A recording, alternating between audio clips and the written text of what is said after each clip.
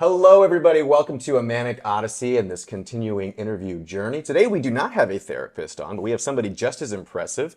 Kelsey is here to talk to us about her new show that she is developing. Hey, Kelsey, welcome. Hi, happy to be here. I have so many questions for you, other than the fact that you are a fellow borderline personality disorder healer, right? We're always healing from our disorder. We're not just coping and living with it. My first question for you is, why did you feel like you needed to take your story, which is very powerful, and put it onto the screen in this way? I could answer this question in so many ways, but I think it all starts from I just thought that I was always going to be like have my own TV show.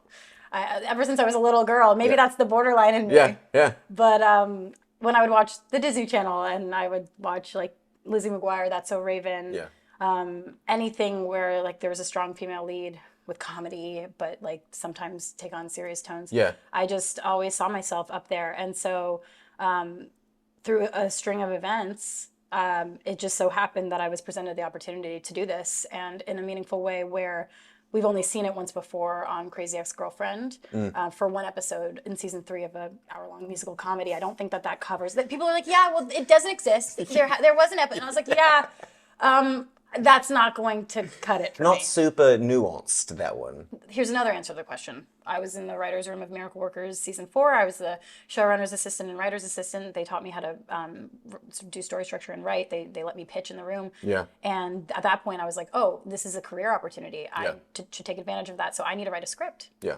And at that time, I got diagnosed with BPD. Wow. Like when I was in that writer's room, not in the room, not in the room. Yeah. You check your phone, guys. Congratulations, we have a new plot point. Exactly. But like at the same time that I got that job, that was my first job on TV. Yeah. And so I was like, oh, like, okay, I'll write about my experience. Let me see what else I can like watch to kind of get some inspiration. Nothing. Yeah. One episode of Crazy Ex-Girlfriend. Right. Oh, that is my purpose in life. Yeah. It felt like everything became clear to me. Like this opportunity is going to change the world. Yeah. And I think that I'm well-versed in film and BPD enough to tell this story. Yeah, I agree with you. The representation is, it's there, it's just so negative, right? Like if you ever watch Criminal Minds, there's like 2 specific episodes. Right after I got out of the hospital, we were like in the mood for Criminal Minds, apparently. And we were like watching these episodes. And first episode is a gentleman who gets diagnosed with borderline. I didn't know. Oh yeah, and he carves out a woman's heart. Like that's the whole thing. He's so destroyed by his wife leaving him that he decides to carve out other women's heart. I'm like, all right. And then the second one doesn't want his wife to leave him. Again, so original. Doesn't want his wife to leave him, and then kidnaps other women in the process. And wait, so they did borderline twice in Criminal Minds? Yeah. But it was like big bad. And then the other one is Taraji P Henson in Acrimony, the Tyler Perry movie Acrimony. Okay. They do a scene, and this is my least favorite thing in movies, when they give us all this character development for this person. They seem very traumatized and troubled, and they just throw the diagnosis on it to give excuse for all of the behavior. So there's a very quick throwaway scene where she's in the therapist's office and he goes, have you heard of the term borderline personality disorder? And she's like, no, I've never heard of it, and does like the stereotypical thing. So I agree with you. The representation is not there. And then when it is there, it's the over-exaggerated trope of what borderline personality People is. don't understand it. No. That's number one. Another example is Bullet Train. As I was writing it, I watched Bullet Train, and right at the end, Brad Pitt kind of throws out that, what do you have, borderline personality disorder? I was like, well, his ex-wife does. Yeah. And that's why he said that. Yeah. So, negative, you know? Yes. I had a very hard time watching the Amber Heard trial for 2 reasons. One, it shouldn't have been televised. I think that was a huge, big mistake because we are an entire nation obsessed with Johnny Depp, and he just was himself the whole time. So everybody was like, he's fine, nothing happened. Amber Heard, oh, she's the worst. I was like, no nuance. They were calling it histrionic borderline personality disorder, which is literally comes from and most psychologists don't use histrionic anymore because the word comes from hysterical woman. That was the original diagnosis. A woman who was so hysterical, therefore she's a histrionic borderline personality. So very sexist. Yeah. You did a really good job of taking everything we're talking about and making it very grounded and real in your script. One of my favorite things about your script is in the very beginning, you throw in the DBT diary card. And unless you've gone through DBT or have somebody who's used the DBT skills, you'd be like, what is a diary card? Exactly. Diary card is super important. And it's a skill People who don't have BPD want to do the diary card. Yes, yeah. And it would be a very important skill. So as you were writing this script, I have so many questions about how much of you is in it, because so much of All you of is it. clearly in it. It is So then my everything. follow-up is, how much of your real life parents are reflected in the character of your parents in your script? It's exactly my experience. So do they know you're doing this project?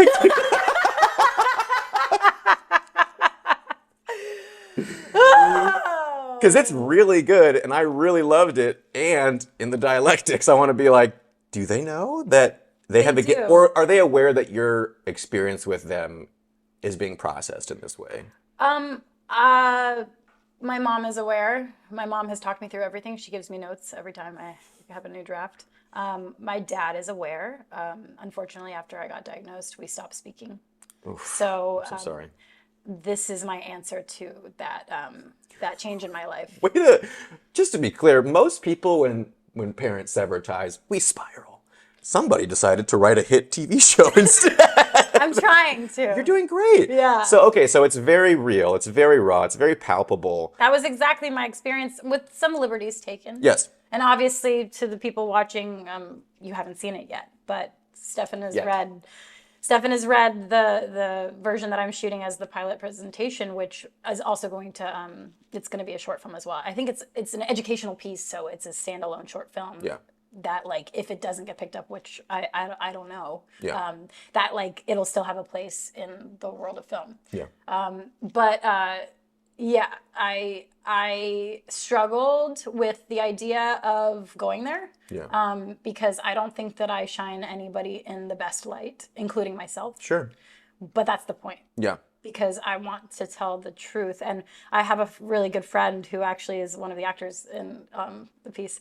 And he had mentioned to me, he was like, you know, like, we see her put in these situations that other people might have handled that differently, but that she did the best she could considering one thing after the other after the Yeah. other. How would you react if you had all those things happen in a row? Yes. And so, like, people with borderline, we struggle with our regulation Yeah.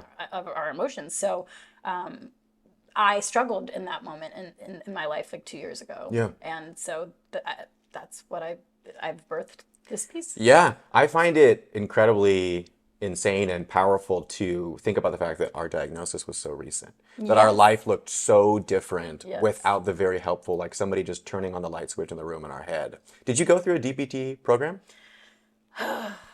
So every question he's asking me, I'm gonna sigh deeply.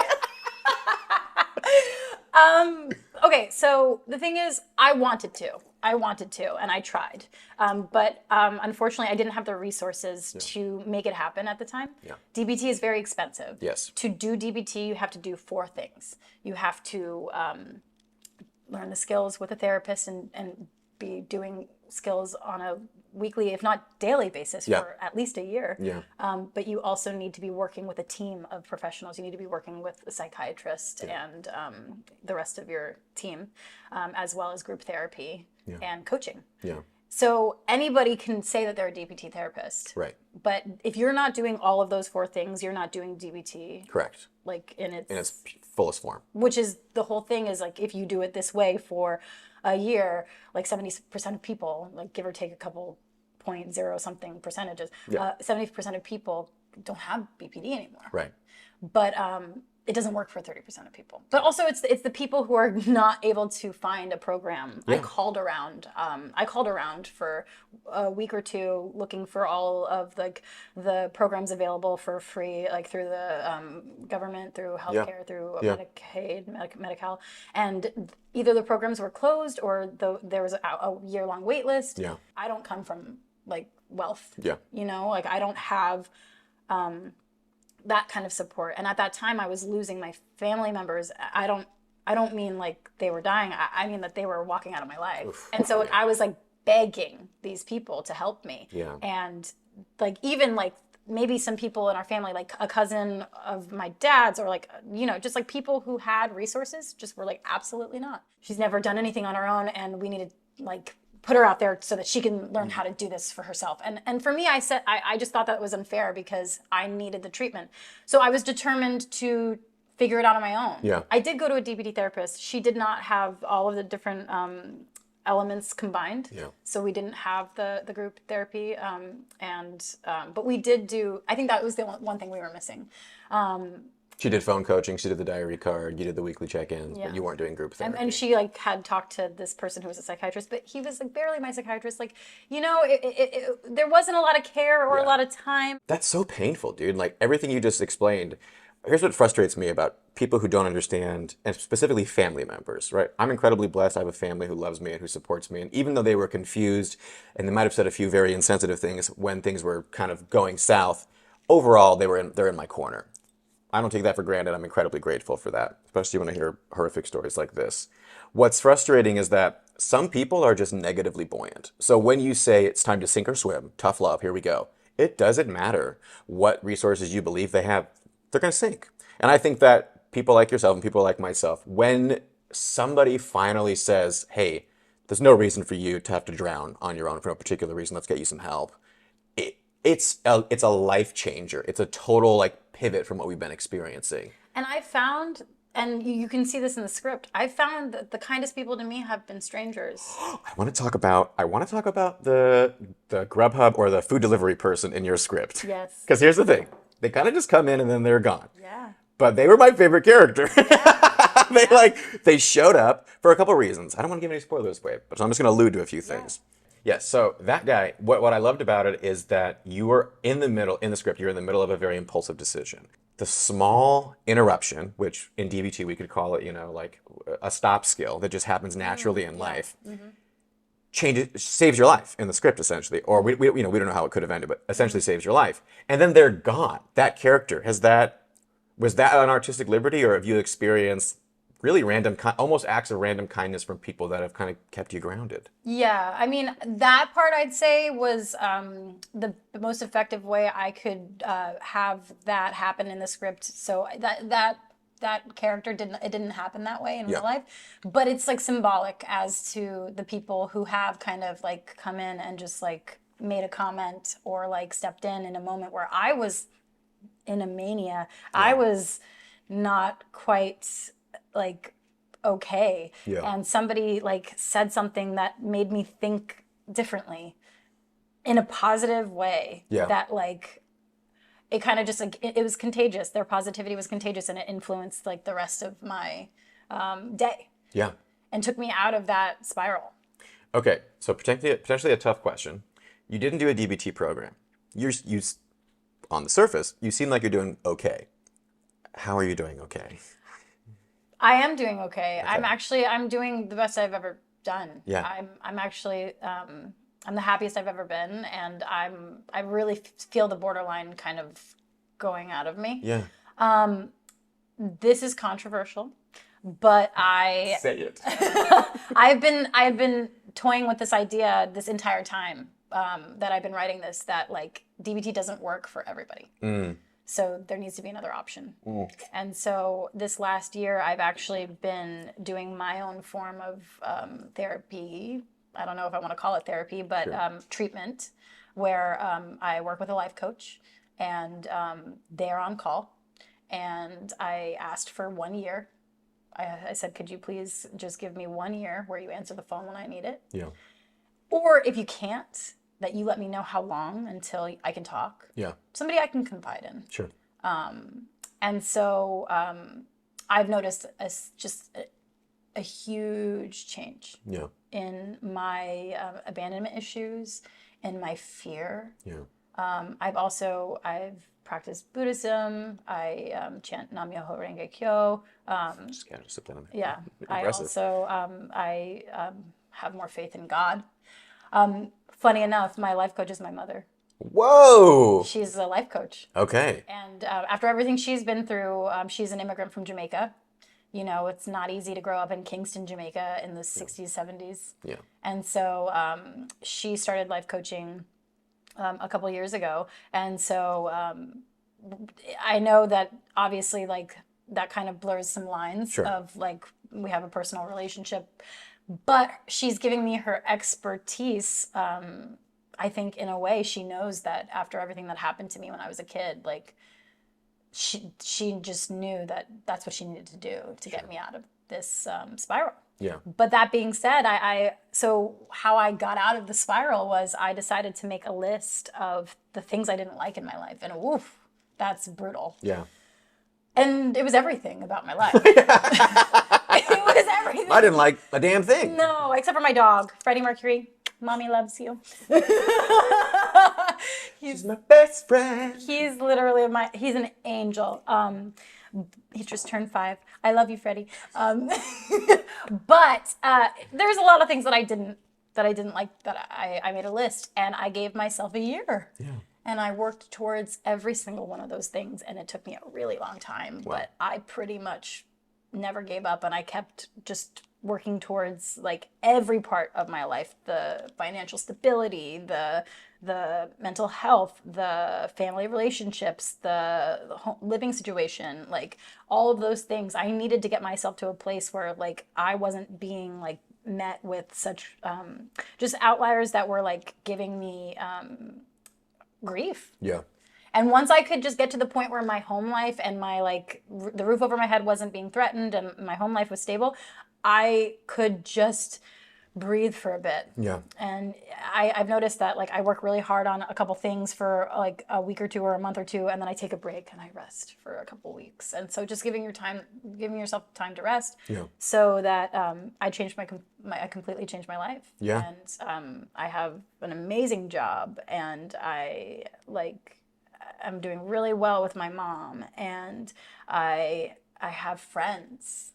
I didn't have friends for a while. Oh my gosh. I thought I didn't. You're so friendly. But borderline, like Yes. in my manic spiral. Like, do you think anybody wants to be around that? Of course, I know that people love me, but like, I had to kind of like just reset and like really see like these people who were seeing me spiral, who like really didn't want to be a part of helping me get better. Yeah. I just had to stop confiding in them, because with the borderline, you keep going back to the same thing to try to fix it over and over and over again, because it's just like that, like you need that validation. Yeah.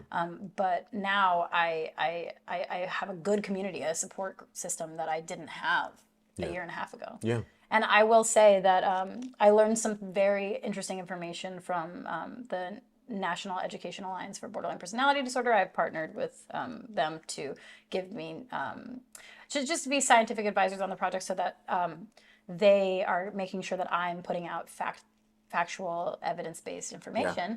And something interesting that the executive director, Abby Ingbar, told me, she basically said that that everybody who has borderline personality disorder, they've all gone through trauma. But there's people who've gone through trauma who don't have BPD. Mm-hmm.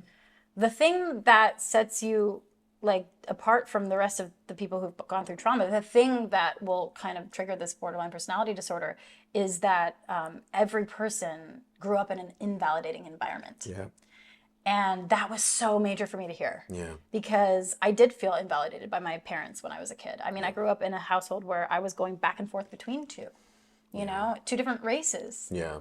Being a biracial person in the time in the 90s, in the early 2000s, where I didn't know a lot of biracial kids. Yeah. Or like there just wasn't a lot of like talk about what it meant to be biracial. Yeah. And so when I heard that, I was like, oh, okay. So like that was the cause of all of this. And so I just am continuing to try to not be invalidated in my experiences. And if somebody challenges me, it's like, it's not that I don't want feedback or criticism, but it's just that like, I've just lived such a different life than most people. Yeah. So I just need you to don't think I'm a hysterical woman. I'm telling you my truth. Yeah. And so please hear it. Yeah. And what I hope this film does is you watch this film, this pilot, this TV series, what it will become, and you go, like I said before, I don't know how I would have handled that if I had to handle all those things. Yeah. Wow. I mean, it's very impressive. You're self-regulating. You have kind of given yourself skills in a very uniquely roundabout way. You don't meet many people who are stable and self-regulated like you who didn't go through a DBT program. And I love that. I really love the perspective that DBT isn't for everybody, because, I think it's easy to get stuck in another dogma. Once like for me, once I was told DBT is the best treatment, I'm a very solutions-oriented person. Okay, then I'm going to go get DBT. It was a bitch and a half to make that happen. It's hard. It was very hard. It's school. Well, not only that, I had to, at the time, right, we were doing our DJ business. Shout out Lorenzo. Hey Lorenzo, by the way, Lorenzo, you're the reason why I'm here. So Thank you, Lorenzo. And Lionel. Lionel, hope you're doing well. He's our mentor. He's the coolest. You're self-regulating, you're doing all these things, and the thing is, like, DBT worked for me it was like lightning struck perfectly at the perfect time. I just happened to be with a trauma therapist who just happened to have connections to the UCLA Harbor program, which just happened to have a very short wait list at the time. And then, even after I was a part of that, I got a job because they're like, hey, you need to, to live a life worth living, you got to have like income. And as soon as I got a job, I was no longer qualified for the free program. Right. Like a month and a half in, I had to leave DBT. Right. Devastated. Right. Spent the next 3 months having friends write letters, having myself write letters, having the clinic advocate for me. Eventually landed in DBT Center of Orange County, which I don't know if you've watched my interview, but I interviewed Dr. Sarah Linden, who is the clinical director of that. She's fantastic. Amazing. Thoroughly enjoyed that. What I want to know is what are the markers? Like you said, your mom is your life coach. I do have some questions about the lines that get blurred when your mother, who is the source of a much trauma, becomes your life coach. Yeah. But for now, let's just focus on what are the markers of success that you are keeping up with to know, hey, my borderline is at here. Okay, now it's here. Okay, now I'm here. Like, does that make sense? Like, yeah. Go ahead. Yeah. I mean, for me, it's been such an interesting process because I'm still facing challenges, right? You know, like I'm still working on my career. I'm still trying to like solidify things. The dream is to never have to worry about money again. I think that triggers so many people. You grew up with financial insecurity? Yeah. Every month we were scared we were going to lose So our house. my sister and I were just talking about this. My mom, shout out mom, was this amazing magician at just not letting us know how poor we were. We never knew. I knew too much See? too soon. I knew a lot. Well, I knew too much about the interpersonal dynamics of my parents' divorce and their split. I knew too much about adults as a kid, is what I would say. And based on the script that I was reading and I went through your Instagram and looked at some of your videos, I loved the promo for Borderline because it has a clip of you as a kid performing. I do think there is a bit of an artist in all of the borderlines that really are searching for that validation at a super young age. Like we come out as super sensors is what Dr. Linden calls it, right? Like we're so sensitive to the world around us. And if we happen to be in an incredibly invalidating moment, in a home that's invalidating, for some people, right? Like they get invalidated and they can just kind of like, wash it off and just keep going. I always was like, how? Oh, yeah. What? When I would get notes, so I grew up doing musical theater as well, and I would be on cloud 10,000 with a positive note, and I would be destroyed with even the slightest criticism. Yeah. Like I remember a music coach being like, "Yeah, but your tone is a little off," and I was like, "I'm the worst singer in the history of the universe." Years. You were like every time you sang, you were like. Exactly. What I want to know is, how do you define those boundaries with your mom? Because if it's anything close to the trauma you've explained in your script, that would be incredibly difficult. Well, I'll go back and I'll just say that like I see myself being in situations nowadays that I like used to like get really worked up with, and I'm noticing that my reactions are different. I'm not getting that like feeling in my stomach. Paying attention to your body. Yeah, I literally like, because I created a stable life for myself. Yeah. And also just I just didn't have a lot of self-worth in the beginning. Yeah. So now I respect myself. I care about myself. I care about my feelings. My feelings matter. Yeah. So now I'm not like second guessing myself. So to answer the question that you asked before, that's how I know I'm getting better. That's how I know where my borderline is at. Yeah. Because I will be put through a similar situation and my reaction is calm. Wow. My reaction is totally fine. Yeah. And I feel comfortable and I'm not spiraling. So that's how I know. I love that. For my mom, the interesting thing is I didn't really have a choice, right? I had no other help. Yeah. And she had a set of skills and she had the time and she was willing to give it to me for free because that's my mom. Yeah.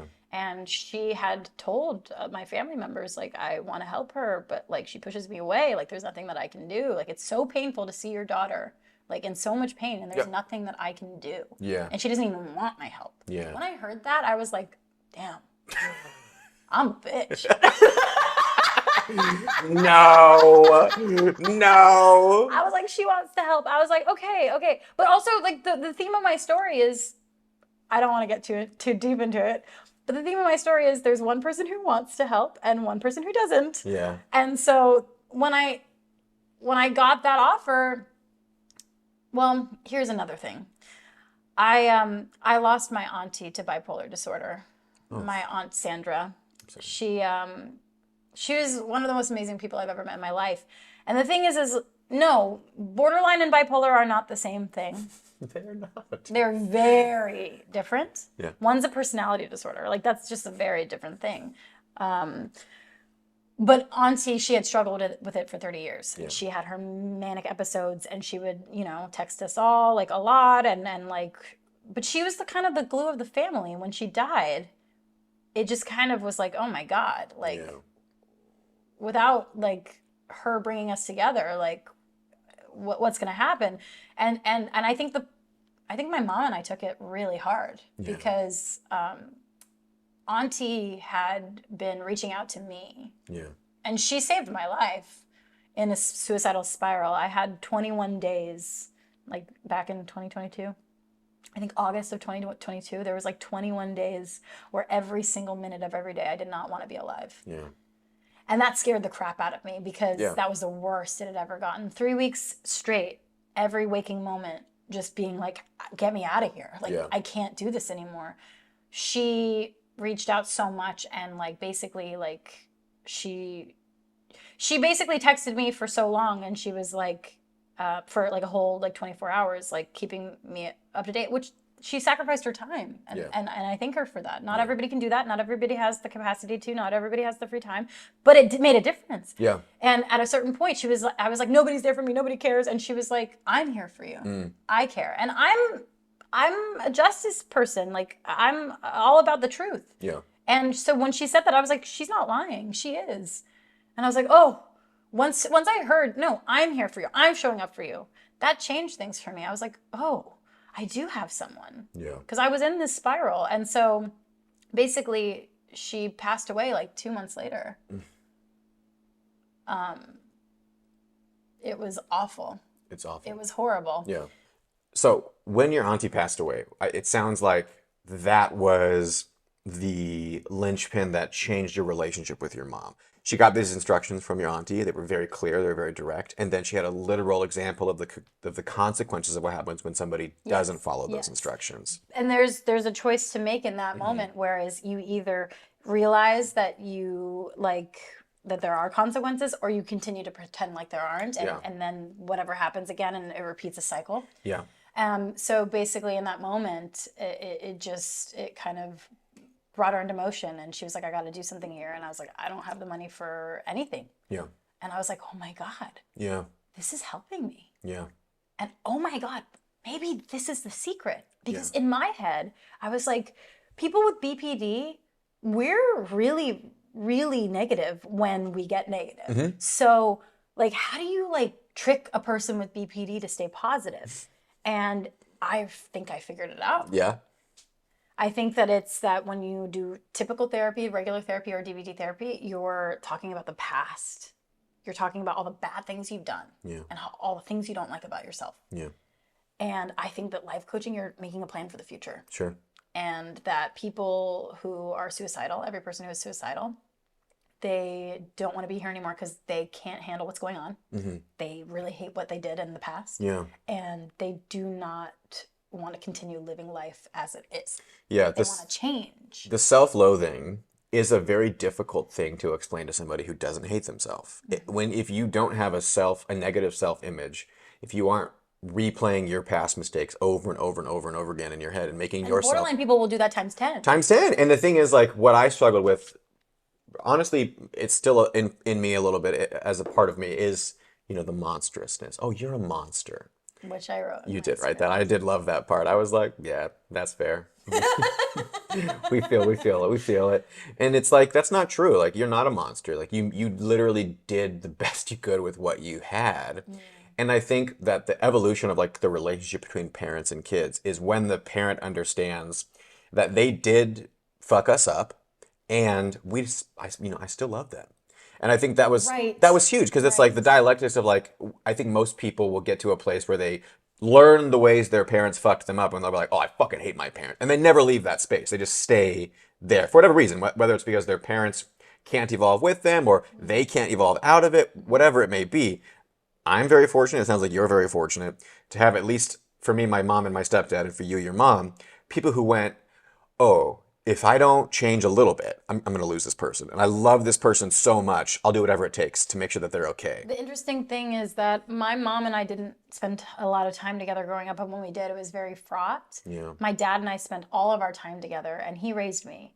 And So not split custody then? There was... my dad did win full custody and did raise me Whoa, and move okay. me away. And so it's interesting because it's like I've never had a relationship with her until recently. So this has been major for us, and it's healing because I'm seeing her heal. I'm healing.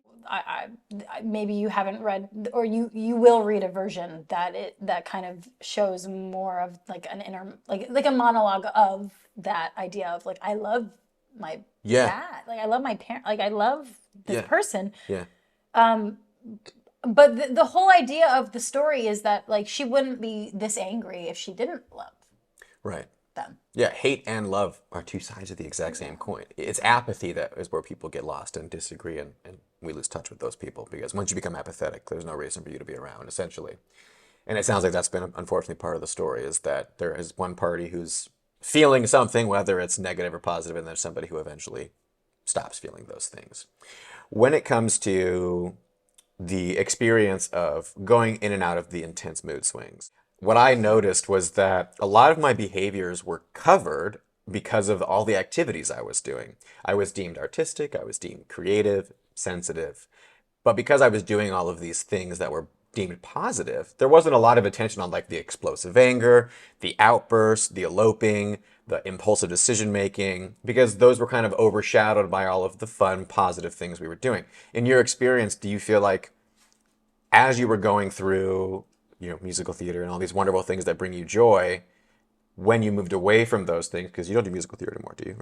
I don't. Did you feel like your symptoms started to get a little more overt? Yeah, those outlets, like I kind of did lose them because I Yeah. had them in school and I don't anymore. And then the acting, like it's even funny. Like I was like auditioning, I was like getting callbacks, I was represented by people, and nothing was happening. But then I quit at a certain point because I was like, I can only do this for so long before I'm like torn apart and never cast. Yeah.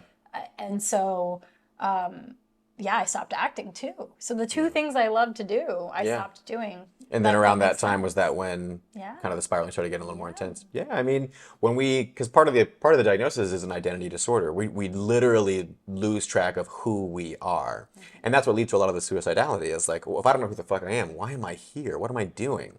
How did you kind of? Because what I'm hearing you say is that once that happened, you very, very painfully, which I don't wish this upon anybody, had to slowly start losing friends because of the fact family. because of the fact And that a partner. and a partner. Jesus. All at the same time. Oh my God. Yeah. So the fact that you're here is so impressive. Just to say that. Well, thank you, because I don't think a lot of people understand what it means, like for a borderline person to lose your boyfriend, your dad, and your sister all at the same time. Yeah. No. There isn't an equivalency. There really isn't. Those are the only people I talked to. They were my FPs, my favorite people. Yeah. My favorite persons. And not only that, it's like if part of the narrative that we're telling ourselves is that people will eventually leave, whatever the behaviors are that we do to exhibit those realities, when it literally happens, it's very hard to check the facts in those moments. It's very difficult to be like, well, I'm still worthy of love. I'm still worthy of these things. Because when you go and you try to look at the situation, you go, but then why would these people do this? And for a long time, that was how I felt about a certain parent that is no longer in my life. And it took getting to a place, and I have a question for you about this. It took getting to the place and understanding who my parents were when they had me and what the tools were that they were working with, or lack thereof, essentially, that kind of moved the hate to empathy. And then from empathy to compassion, and then from compassion to kind of apathy, essentially. Because I just didn't, with this particular parent, like, I just don't care what they think of me. And I wonder if part of your success and part of your able to regulate your emotions, your stability, this renewed relationship with your mom, is that same similar process of working through, yeah, this happened and it fucking hurt like nobody's business and nobody truly understands the level of pain I'm feeling. And now that I'm on the other side of it, fuck them. Because here I am and I'm going forward. Has that been kind of your mental experience?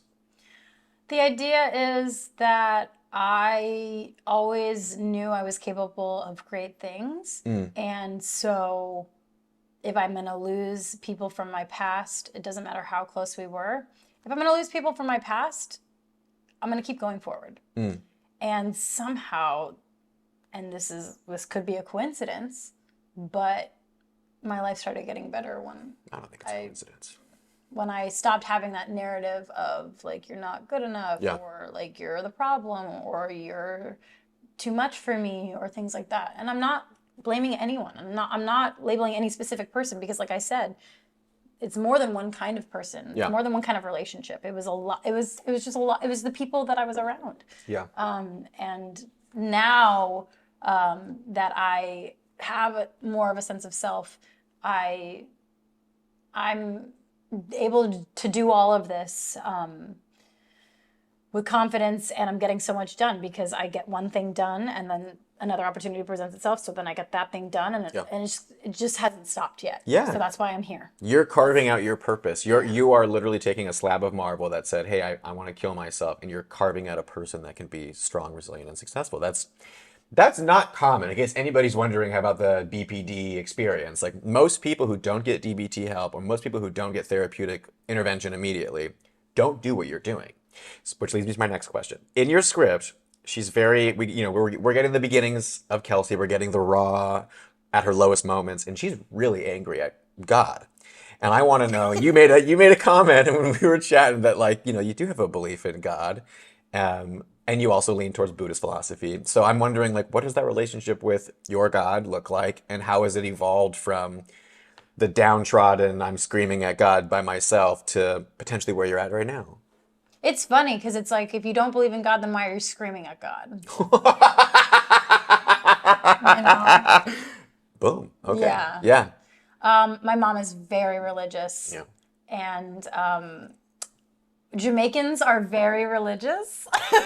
There's like I think, I might get this wrong, but there's like the most amount of like churches and bars, but like churches, like within square footage of like any place in the world in Jamaica. Whoa. And so Thanks, colonization. Christianity is very, very strong in Jamaica. And the thing is, like, I don't identify necessarily as a Christian, but when I think of like what my mom had to go through as an immigrant, and just kind of making her like place in this country, and now I'm a first generation American. It all clicked for me. Like, she's been through so much hardship. I never like respected her journey, her religion, her like deep seated like rooting in Christianity, until I realized that her faith was what kept her alive. Yeah. When you don't have anything or anyone, that's when you have to use what you have, which is, at the end of the day, if you have nothing, you have prayer. Yeah. So I started praying, and my life changed. Wow. Do you go to church? Mm-mm. So this is just a personal choice that you're slowly I'm developing. Still working through all of my beliefs, and I'm still like working through all of that stuff. I really don't know. Yeah. Well, part of the reason why I ask is because I don't, I'm non-religious. I don't know. I don't particularly love terms. I don't like being putting in boxes. I don't particularly enjoy being labeled in that way. Yeah. But so in 2016, I ended a very important relationship, and then I deconstructed and left my faith at the same time. And then I couldn't afford to graduate, and then all my friends left. So it was like the pit of all pits of all pits. So it made sense why my behaviors were so incredibly reckless and dangerous at that time, and why that was like the first catalyst to lead me towards just so many problematic behaviors. And why I say that is because when somebody who's non-religious tells a person, hey, your belief is whatever judgment it may come, be like stupid, invalid, whatever it may be, they're not considering what that person's life might look like without that bedrock. And I don't take that lightly, because when you are asking somebody to remove something as integral as faith, you're literally asking them to kill off a part of their identity. So unless you have something to replace that with for them, or you're offering them an equally powerful outlet to experience life, it seems very cruel to just kind of rip that away from people because you disagree with its validity. And so how are you navigating, you said you're still processing and working through it, so how are you navigating developing this new faith without letting, or if you are letting, then that's totally okay too, without letting the version of God and the version of faith that your mom grew up with be kind of your guiding force? I've really strong intuition, which I connect to my faith. And so I just trust myself. Wow.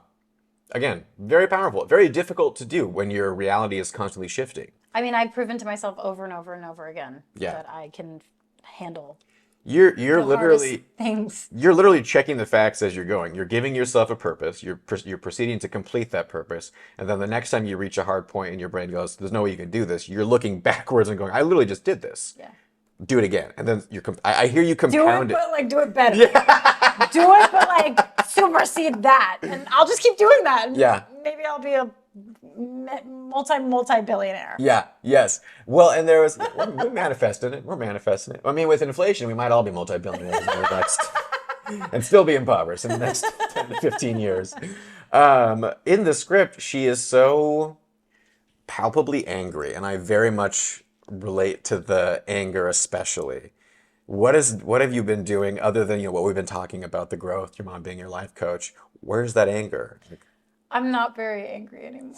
But that being said, people have told me you need to like throw like plates like at one of those places that you can throw plates. Oh, the You know? the destroy car things. Yeah, yeah. The rage cages. Yeah, and I'm like, no, I don't want to feed into that. Like, I'm actually working on just like liking my life and just like having peace with Freddie.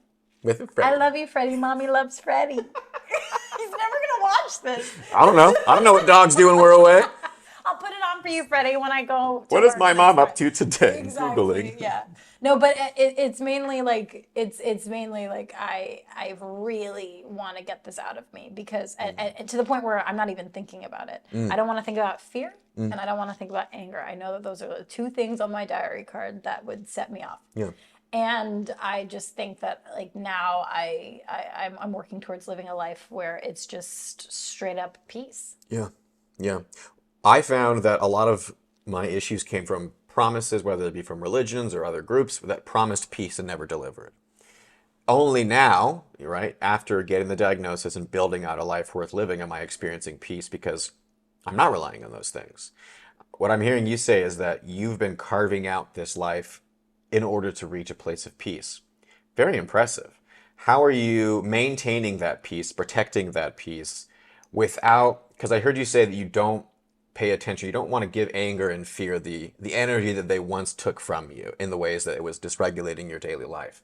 How are you moving forward towards peace without being avoidant of the natural emotions of fear and the natural reactions of anger? I feel the emotion, I sit, and I go forward. You acknowledge it, you don't over-identify with it, you just move past it. And sometimes I do over-identify with it. Yeah. But that's okay.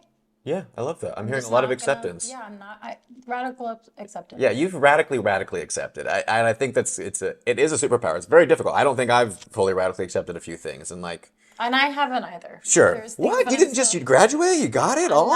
I'm not completely done here yet with BPD. I have just begun, really, but I'm still working on things. Like I still struggle. I still like go, oh, okay. Like today, I had a bad borderline day. Yeah. A And borderline then- bad day. Yeah. Yeah. Yeah, exactly. Both ways. Both ways. But I am giving myself grace, which I don't think I ever have. So that's like the difference here.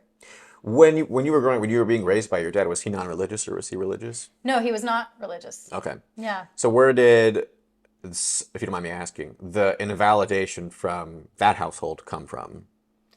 What do you mean? So like, for example, like a lot of my invalidation, my experience with invalidation was I would have a thought and I wouldn't share that thought because I would hear an adult invalidate that thought. And therefore I would just internalize and be like, okay, don't share that thought because you've already heard these adults say if you do share it, it's not valid. You know, here's the thing about my relationship with my father. He's a white male. He grew up in Montana to a Republican family. And so, unfortunately, when I would share my experience with living in urban cities, whereas he didn't live in an urban city, being a biracial girl, a woman, not a man, like a female, not a male, which is... Women treat women differently than women treat men. And Yeah. so it was just a lot of like trying to prove it. And even when I would prove things, it was just like that we had such different experiences Yeah. that like, unfortunately, he couldn't get there with me. That's all I can say. Yeah. Yeah. No, that makes sense. Okay, so if somebody watching your show, somebody watching this short film, which was manifest. What are you hoping that they take away? Are you hoping that they feel validated and seen, or do you hope that there is maybe a deeper understanding or a kind of a call to action? Like, if you do this, this is kind of what it looks like. What are you hoping the audience experiences from the show? I want them to experience a lot of things.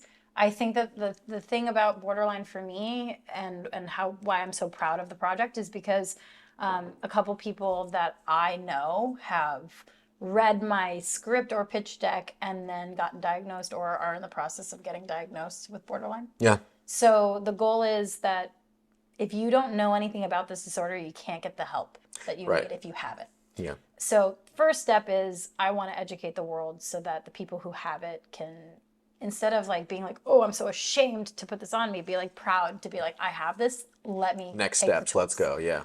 And also, I've had so many people tell me who've read it, I've felt this way, and I'm not borderline, or maybe I am borderline. You know what I mean? So Yeah. it's like it kind of toes that line. This is the human experience Yeah.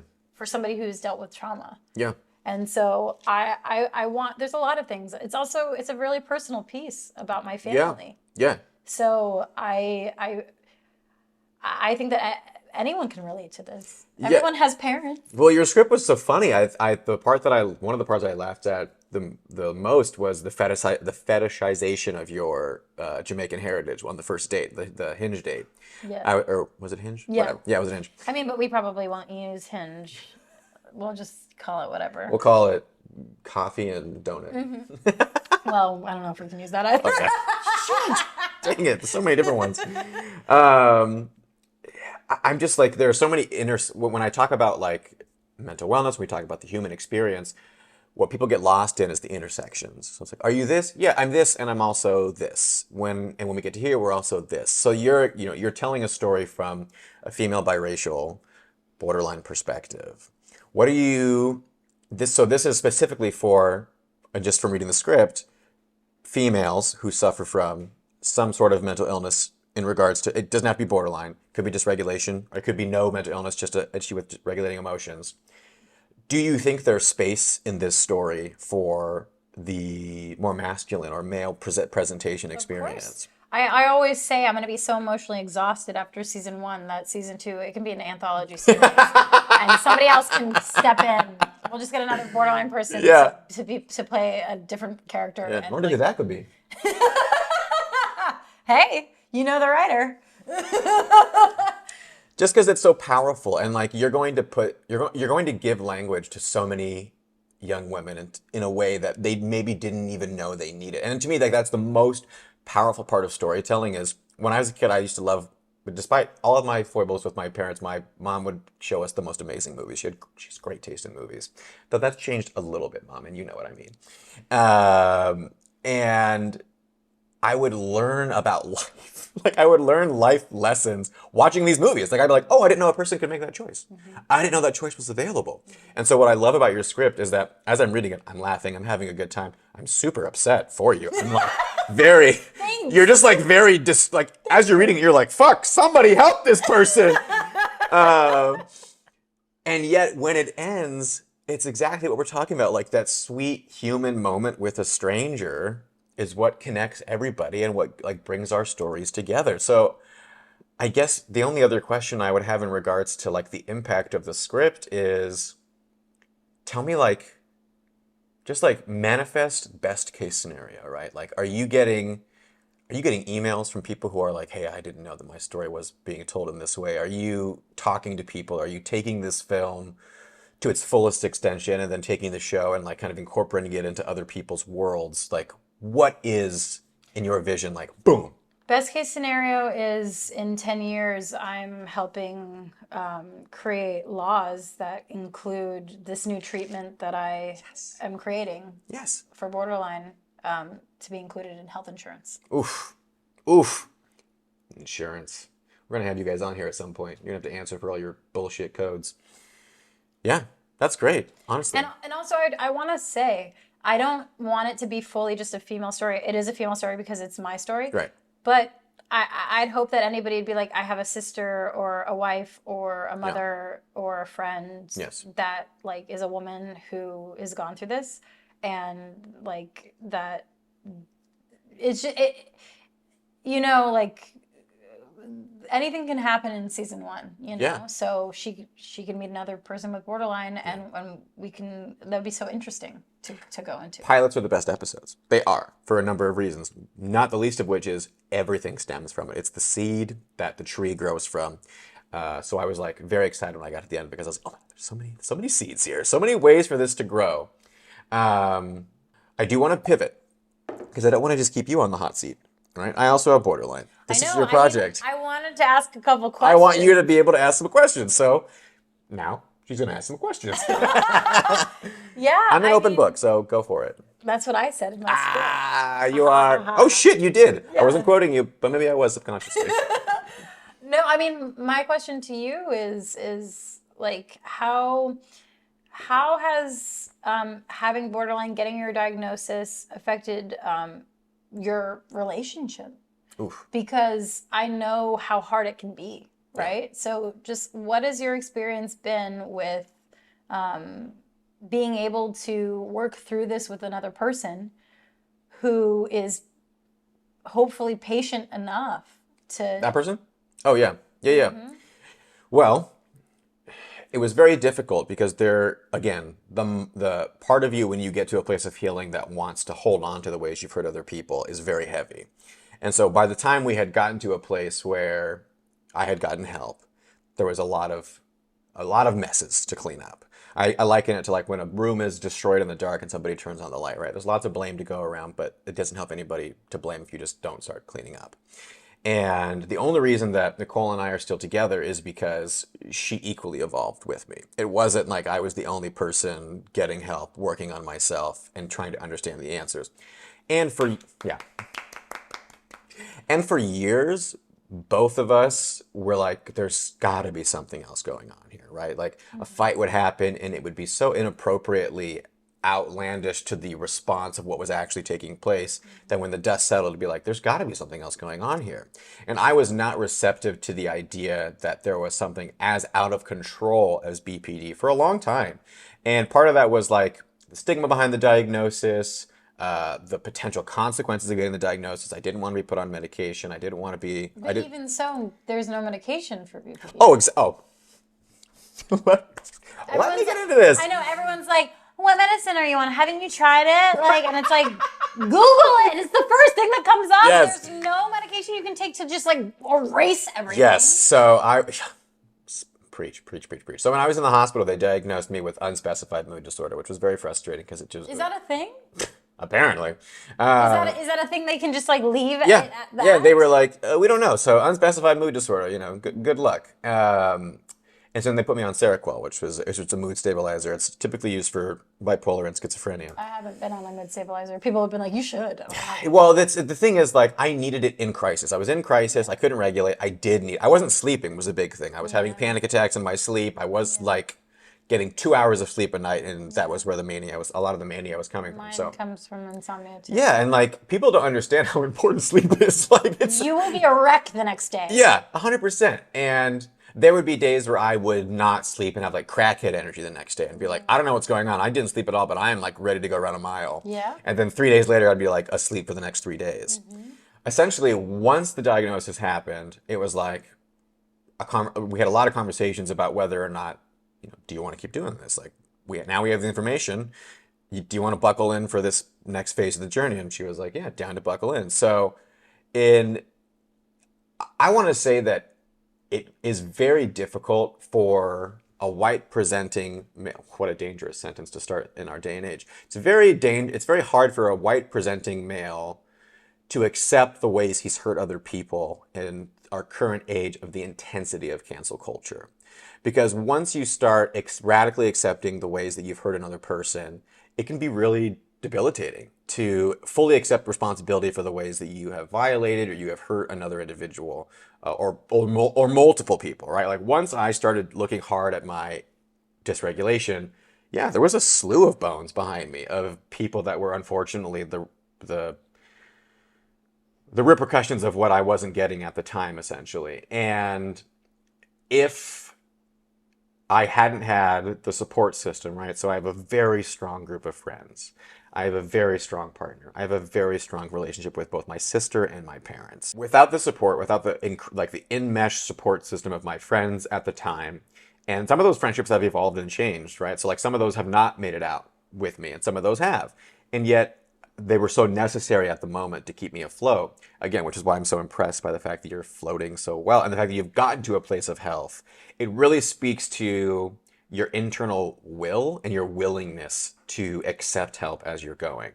That That's funny because that's funny because the point of my script is that she doesn't accept help the entire time until at the very end. So it's funny that you say that because with a borderline person, it's very hard to get them to accept certain things. Well, and not to toot our own horns, but we're very perceptive and we're very intelligent and we have a good BS reader. Right. So it's hard to walk into certain spaces that are supposed to be beneficial and not feel like it's. Well, when somebody's saying something, but you can tell that they're lying. Yes! Don't lie to me. Don't lie to me to protect my feelings. I'm a big girl. Just tell me the freaking truth. Yes. Like everyone going forward, please. Yeah. Same. It's very difficult to, yeah, to get to that place. So I think if I didn't, I know I can say with pretty severe confidence, if I didn't have those things, I wouldn't have got to where I am, and our relationship wouldn't have evolved to where it is. And part of the evolution too is like having more honest conversations. Like, I only have honest conversations. yes, I mean, All of them. no, truly. Well, but when you don't grow up having honest conversations, I did not grow up having Oh honest my conversations. God. I tried. I was talking to a wall, to everybody I talked to. That's the problem. I've been the same person this whole time. I've been awesome the whole time. I mean, people just weren't paying attention. Did you watch the footage of me as a little girl? Yes, I have very similar footage. And like for me, it was like VeggieTales. Like growing up watching VeggieTales or anything on PBS, like I would just memorize it and I would perform it for my parents, and I loved performing. And I got that validation. I was just telling Nicole recently, like one of my strongest memories is making my parents laugh. Like my mom has a very gregarious laugh. My biological father has an insanely gregarious laugh. My stepdad has one of the best laughs. Like it's one of those things where you can't explain it to people when certain levels of validation come your way. You're like, I do need this. Like, I need this a lot. The difference is that with borderlines, that's like, I need this to survive. And not everybody feels that way. Like, I need this validation because I need to get to where I'm going. Whereas for people like us, it's like, if I don't get this, like, what's the point of being alive, essentially? And I grew up in a very religious household, deconstructing that. Even now, like, my mom is so amazing. She's been so open to conversations about how her faith has evolved and changed, and maybe the ways that it was harmful when we were kids. And she's moved from a place of defensiveness to receptiveness, and that's part of the reason why our relationship has grown so well. So like, it wasn't just my relationship with Nicole that had to change. My relationship with my parents had to change. My sister and I's relationship evolved. So it was like, and my best friend, like, and like my very close friends, like if the people who are still with me today, who I would consider like my coaches in my corner, didn't change and grow and have patience and compassion with me, I don't think I could be as strong as you are. I don't think I could have done the things that you've done because I was just so used to sabotaging myself before anything good or bad could happen, which is, of course, a symptom. So, did that answer your question? Yeah. Yeah. Yeah, I mean. Next. Yeah, I admire knowing that, like, you're going through something so similar. You did do the work. You did do the DBT. Did DBT work for you? Like, it worked for me because I wholeheartedly, like, I was like, if this is the thing, I'm doing it 150%. And I didn't do deep work. And I was talking to, in one of my interviews, I can't remember who it was. Forgive me, DBT of OC. But one of you wonderful humans and I were talking about the best part about DBT. I might have been a different interview, whatever, was that it didn't require me to go deep. And they weren't asking me deep questions. It wasn't like, where is this trauma coming from? What does it mean? It was, okay, these are the behaviors. What can we do practically to help you? And what can we do practically to get there? I was very lucky. I didn't have like a very awesome, like I wasn't like super close with my therapist at the DBT Center of Orange County. I appreciated her check-ins and I appreciated her willingness to do the work with me. And at that point, like, I was not interested in going deep anymore. I'd gone so deep. I get that. Well, and I'm a voracious reader, so like as soon as somebody says like this is what you are, like once a label comes on, it's like, well, is there any books on this label? There's a fuck ton of books on BPD and on childhood trauma. And so I went just balls to the wall, just as deep as I could. And when you read all of those books, it's very difficult not to immediately turn the spotlight to your parents and your household and just put all the blame on them. And I think for a time like what we're talking about, I think that's appropriate for a little bit because, yeah, you didn't ask to be born. You didn't ask to be put in this household. You didn't ask to be raised this way. Nobody was giving us issues of consent as kids. We were just told that this is our life now because this is where our parents want us to go. So I think at some point as an adult, you do have to reach a place where you go, I'm so fucking pissed at my parents for the way that they did X, Y, and Z. Because we all do. Yeah. Borderline or not. Borderline or not. That's what I'm saying. Like, even my non-mentally ill friends will get stuck in the trenches of the hate they have and the hurt they have for their parents. The only reason I have a relationship with my mom and my stepdad is because they have got to a place where they're like, yeah, we might have done things that you don't agree with. We have our reasons for making those choices when we made them. And my feelings aren't hurt because you're telling me that I fucked up. That's it. Like, for all the parents who are watching, like, your kids are just looking for you to be non-defensive. Just don't be defensive because we are coming to you with valid emotions, valid concerns, our truth from our memory. Who cares if you remember it differently? Our memory is our memory, and we're coming into it with these things. And because my parents have got to a place, also I refer to my stepdad as my dad, so I just say my parents, I refer to both of them. Because my parents have got to a place of both acceptance, openness, non-judgmentalness, for the most part, and non-defensiveness, we have this still, like, I can't fully express my gratitude for where the relationship has gone and where it's going, because we're still in like this very early fruiting phase and it's so rich. So I'm just so full of gratitude for where it potentially can still go, like for all of us involved, because your healing doesn't just affect you, like it immediately affects the people around you. Like if you're doing well and the people around you aren't doing well, they're either going to get well with you or you're going to move away from them. Because you just can't, like you don't have the energy. And like you're saying, like you're paying attention to what your body is doing and how your body is feeling. You're self-regulating. I know right away when something's not good for me. See, I didn't know for so long the signals my body was telling me. I wasn't listening to like the temperature rise or my heart rate increasing or my thoughts start racing or my speech increasing. Funny sidetrack, I used to work with kids across the autistic spectrum. And I used to work in middle schools and elementary schools a lot. And I had a couple kids on more than one separate occasions tell me that when I got upset, my eyes would go dark. Like, really hard to hear a kid. Your pupils would get bigger? Like, yes, they basically like described in my limited movie experience like a demonic possession. Like they were like, yeah, Mr. Stefan, like when you get upset, like your face gets scary. That's hard to hear as somebody who tries to, self-regulate. Of course, that's all pre-diagnosis, so I didn't know what was actually going on or what the regulation issues that were happening. And I'm so grateful to have those memories in place because, I'll speak for myself, like, I don't want to be a scary person. I don't want to be somebody who's invoking fear in those people who are either vulnerable or susceptible to my influence around me or my equals or my partners, right? Like, I don't want... But the sad thing is that, like, when your negativity goes negative, like, people freak out. But also when for my experience in borderline, when your positivity goes, like, really positive, people can't go there either. Yeah. So it's like, I'm trying to be positive, and, like, I get really positive. Yeah. And then, like, everyone's like, I'm not that excited. I don't really care about the thing that you're talking about. Then I go negative again. And it's like, it's that gap in the middle. Yes, there is the balance you're trying to get to. I'm trying to like live in the middle. But the sad thing is that like, I found that my positivity is almost just as negative to people as my negativity. Sure. And what's frustrating too is that borderlines feel things so intensely. It can be off-putting even when it's a positive thing. Like when I remember learning about fast fashion and watching a documentary, it just like changed my life. And I went through my closet and I got rid of like almost all my clothes because they were all from like Forever 21 and like all this shit. And I was like evangelical about it. Like I was telling everybody, like I was so pumped. And people were like, why are you so pumped about this? Like chill out. Because just like the negativity pulls you into the negativity, the positivity pulls you into the positivity. Like it's exactly what you're talking about. Even if it's a positive thing, we can still get dysregulated to the point where we're making maybe not wise decisions, even though we're in like a positive headspace. Yeah. Or just like a mania of Yeah. like, I am so excited about this thing. Like, Yeah. why aren't you on board? Why don't you care? What? And then you start questioning like other people. And for me, I've just learned that the best thing for me is to just focus on my lane in life. Like, just keep going, and people come in and come out. Yeah. And that with borderlines, like, you want the validation, so you want people to like tell you right up front, like, I'm not leaving. I love you. I'm here. But like the reality is, people are going to leave.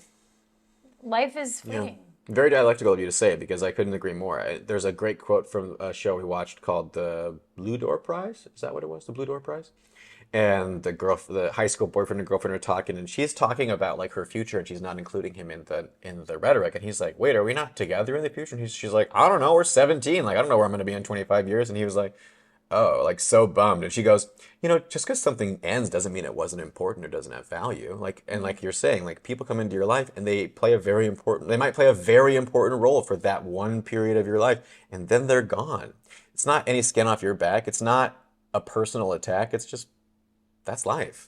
I definitely feel like another thing that I'm learning is to just kind of to let things go and let people go when it's time. Yeah. And to just kind of every relationship I have, whether it's a friend, a coworker, a family member, a lover, like any relationship, it's just like that. What's the word I'm looking for? That just being willing to just separate and accepting that. What? There's a word, I'm forgetting it. Radical acceptance, willingness. No, it's like does it start with a D? Disassociative, Detachment. Detachment. Why was that so We got hard there. for me? We got there. But learning to detach. Yeah. I never detached. I was like, oh my God. Over-attach. I love these people. They make me feel so happy. Like I don't know when I'll feel happiness again. So I don't want to leave them. Yeah. And then when they would leave, just dread. But it's like, why can't I just feel happy on my own? Dread is the most accurate word I've found so far to describe the downward spiral experience. And you're like preemptively like predicting it. Yeah. And so you're feeling the dread before you should feel the dread. Well, it's like, oh no, I'm headed towards this fiery pit. I might as well build a bridge that leads me directly to it because that's where I'm going anyway. My best example of feeling this is like, I love Disney. I love Disney movies. And I never got to go to Disneyland as a kid because I was poor. Yeah. And so for the first time in my life, when I was 20, I went to Disneyland. And I remember like taking myself, paying for it. Like I was like, okay, I'm going there. And I remember at like around 7 p.m. I was depressed. Oh. And I was like, I'm in the happiest place on earth. This is the most amazing amusement park I've ever been to in my life. This is so powerful, and like I get it now. Yeah. But I am so sad. And it was because I knew that I had 5 hours left. And I knew that I literally only had that amount of time left to enjoy this, and I never knew when I'd make it back there. Yeah. And so my whole life was miserable up until this point. And so like I had to jam in all of the fun in 5 hours and then not know if I would ever get to that happiness again. No, I couldn't agree more. I think that the perspective that you're going for and just your script is so full of authenticity and love. Like it doesn't feel like a trope. I genuinely was worried. I was like, oh no, somebody's writing a story about BPD. Like how tropey is this going to be? Not at all. And how do you think? Like why do you say that? What do you mean? Like, why do you say like it's not a trope? Like what? Like when you were reading it, what made you think it wasn't? A trope? To go back to the Amber Heard and Johnny Depp case, when the poop in the bed bit was coming out, and people were like, "Oh, I can't. Can you imagine?" I was like, if you have never been so angry that you have thought about shitting in another person's bed, you can't understand my lived experience. So when I say that your script is not tropey, I mean that it didn't lean into what makes the borderline experience intense to the extreme where we've seen in Hollywood, where they will lean into the mental illness to the point where it becomes like a very specific trope.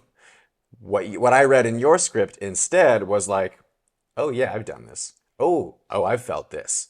Oh, I've definitely said this. Oh, I've definitely contemplated this. So it didn't feel like you were reaching at all. It felt like you literally were just looking around at your limited experience and went, you know what? I bet other people have felt something like this. And they have, and I have. And so, yes, that's what I mean when I say that it wasn't tropey. Well, that makes me happy because I can only hope that people can relate to what I'm going through, whether you have borderline or not. Yeah. And it's really tricky to go there. It's really tricky to choose to expose that side of the disorder, which is the rage. Yeah. The rage part of it is it's If somebody hasn't blacked out from their rage, it's hard to talk to them about that experience. I would say one of the most difficult processes in the healing journey where I'm still working through is when something gets brought up and I'm like, where is that coming from? And my partner will say, well, you said it at this time. And I'll go, oh my God, I have zero memory of that experience. and that's hard because it's like we want to take accountability for our actions, but we also are like we're going through symptoms of Dissociation. you Like know you're literally not there. It isn't you. it's a symptom. Yeah. It's a part of it. And so that's what's tricky. And I think that we can all ask that we just get grace from everyone. Yeah. We can all just ask that, like, that just there's going to be moments where we are not at our best self. But just don't give up. Just like my auntie said, like, don't give up Yeah. in those moments because yeah, some people might never get out of their negative spiral and they might not do the work. But for the people who are doing the work, Yeah. there is hope. There is a chance that you can beat this. Yeah, I mean, once it was presented as like a healing opportunity, like once I learned that like you can actually heal from this. This doesn't need to be the rest of your life. You know, this you can become more and more regulated. That's incredibly hopeful. I mean, for people who are constantly judging their reality and finding it inadequate, to be told that this doesn't have to be your reality forever, I found that very powerful. Much like your show, right? Your show is very hopeful. I think, again, you will always forgive a show, and this is not your show, but you always forgive like a mediocre show if the ending is fantastic. Your show is great through and through. The ending was, it was the best part because I also thought that the jazz player wasn't real at the beginning. I thought it was a manifestation of your anxiety pushing you into more mania. So when you met the person, I was like, oh, it's real. Oh, cool, even better. He is real. He's a real person that I was inspired to write it for. His name is Billy Coates. He's a real jazz player. Billy? Yep, he's a real trumpet player, and I asked him to be a part of the project, and he is a part of it. That's amazing. Well, I guess all I have to say, because we've covered so much, is that I feel so lucky. We are in pre-production. We're 23 days away from shooting. Woo! We have 2 to 3 shoot dates lined up at the end of April, and we have fundraised 1/4 of our $25,000 goal. 25,000. So Okay. we are we're looking to raise a little like less than $19,000 to set us over the edge, but in the meantime, we're still going full steam ahead. Yeah. So I feel so lucky that the people in my life have come together and have donated. I'm the writer, director, producer, and star of Borderline. I'm also, as a producer, I'm fundraising, and I'm still getting this into the hands of people who don't know about Borderline, Yeah. but could make a difference in terms of executives, networks, studios, people who would be willing to. I think this is the perfect time in media to tell this story. And so I couldn't be more thrilled to do it. Yeah. Kelsey, thank you so much for being here, for being so honest and being so vulnerable, for being willing, and for driving. You drove far. And yeah, I want to make sure that you know that I don't take these conversations lightly. They're so important. It's so wonderful to meet somebody who has a shared experience and to be able to feel validated and to experience life worth living. And for anybody who's watching and listening, I hope that the biggest takeaway that you get is that there will always be hell. We will always walk through hell. And those of us who get to the other side are more than willing to turn around and offer you a hand. Like, we want to. So if you have questions, if you're watching this for the first time, you can reach out to Kelsey on Instagram. You can reach out to myself on Instagram. At Kelspack, KELSPACK. Yes, we'll make sure we put that in the description below as well. And I'm just very easy title, A Manic Odyssey. You can find that everywhere. Kelsey, thank you so much. Seriously, cannot appreciate this enough. And of course, I look forward to your project coming to fruition and you. a long and healthy life. You're right. I think that this is a project that needs to get legs. It needs to keep running. I mean, the goal is to save lives. Yeah. The goal is to get people to the point where they know what it is and they do not think that they need to end their life to solve that problem. Cheers to staying alive and thriving. To living a life worth living. Living a life worth living.